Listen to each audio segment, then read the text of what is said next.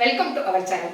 இன்றைய பதிவில் ஒரு சுவையான ஒரு சூப்பர் டேஸ்ட்ல ஒரு பூரி ஐட்டம். ஆனா எந்த எண்ணெயும் இல்லாம தோசைக்கல்லையே சாஃப்டான பூரி எப்படி செய்யறது அப்படின்னு இன்னைக்கு பதிவில் பார்க்கலாம் வாங்க.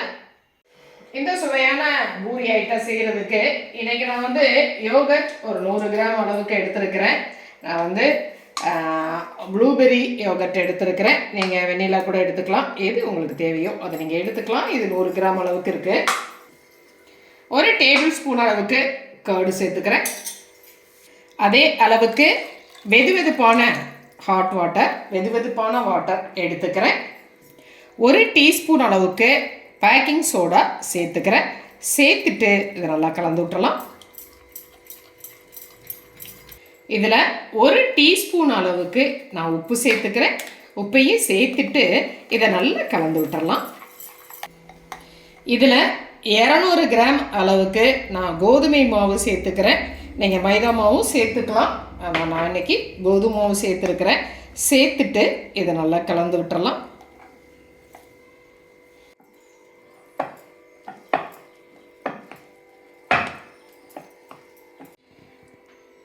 கொஞ்சமாக கோதுமை மாவு சேர்த்துக்கிறேன். நீங்கள் வேணும்னாலும் கொஞ்சம் ஆட் பண்ணிக்கலாம். ஆட் பண்ணிவிட்டு இதை நல்லா பிசைஞ்சிடலாம். இந்த அளவுக்கு மாவை பிசைஞ்சு எடுத்தாச்சு. இதில் ஒரு டேபிள் ஸ்பூன் அளவுக்கு நல்லெண்ணெய் சேர்த்துக்கிறேன். சேர்த்துட்டு அந்த கலந்து விட்டுடலாம். இல்லை, இந்த மாவு ஊற விடணும் அப்படிங்கிற அவசியமும் கிடையாது. இப்போ பார்க்கலாம் பாருங்கள். இதில் கொஞ்சமாக மாவை தூவிக்கிறேன்.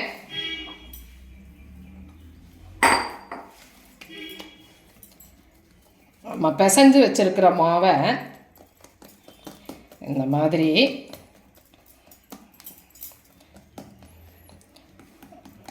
பரப்பி விட்டுக்கலாம். இதை நான் 2 பீஸாக கட் பண்ணிடுறேன்.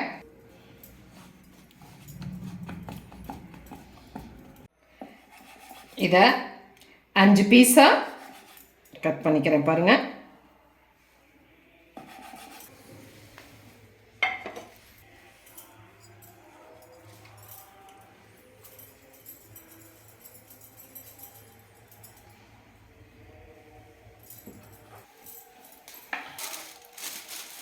இதை அப்படியே ஒரு பாலித்தீன் கவரில் நம்ம வச்சுக்கலாம். ஏன்னா ஒன்றொன்னா எடுத்து நாம் செஞ்சுக்கலாம், அது உலர்ந்து போயிடாத அளவுக்கு. இந்த மாதிரி மாவு சேர்த்துட்டு ஒவ்வொரு பால்ஸாக எடுத்து நம்ம தேய்ச்சி எடுத்துக்கலாம்.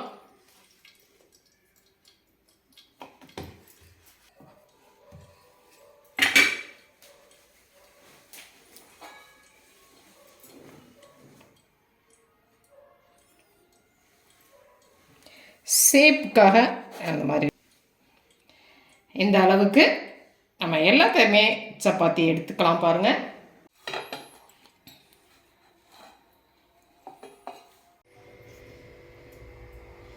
மாவை இந்த மாதிரி நம்ம தேய்ச்சி எடுத்துட்டோம்.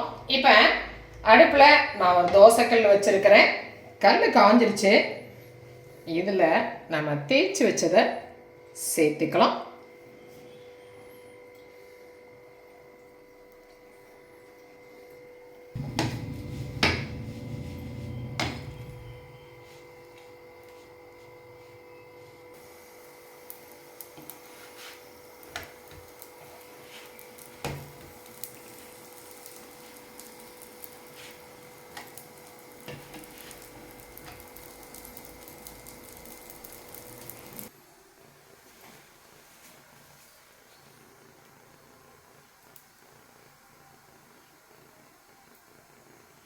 பாருங்கள், 2 பக்கம் நல்லா வெந்துருச்சு. இந்த ஸ்டேஜில் இந்த பூரிகளை நாம் எடுத்துடலாம்.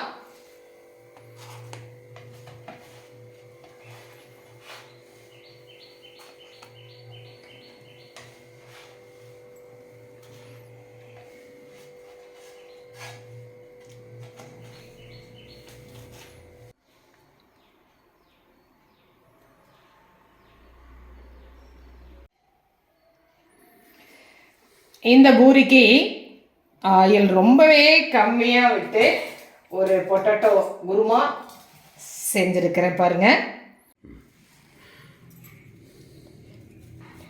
சாஃப்டான ஒரு பூரி ஐட்டம் பாருங்கள். ரொம்பவே செம்ம சாஃப்டாக இருக்குங்க. இந்த மாதிரி இன்னும் நல்லா ஆறுனதுக்கு பிறகு இது ரெண்டாவே இப்படி பிரிக்க வரும்.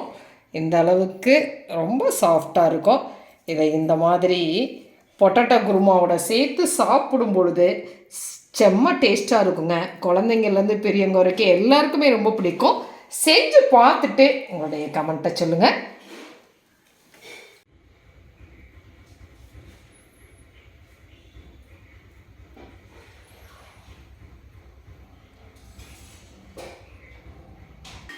பார்த்தீங்களா, சுவையான ஒரு எண்ணெய் இல்லாத பூரி ஐட்டம் ரொம்ப டேஸ்ட்டாக ரெடி ஆகிடுச்சு. செஞ்சு பாருங்கள், பார்த்துட்டு உங்களுடைய கமெண்ட்டை சொல்லுங்கள். இந்த பதிவு உங்களுக்கு பிடிச்சிருந்துச்சா சப்ஸ்கிரைப் பண்ண மறக்காதீங்க. லைக் பண்ணுங்கள், கமெண்ட் பண்ணுங்கள், ஷேர் பண்ணுங்கள். மற்றும் ஒரு பதிவு உங்களை மறுபடியும் சந்திக்கின்றேன். நன்றி.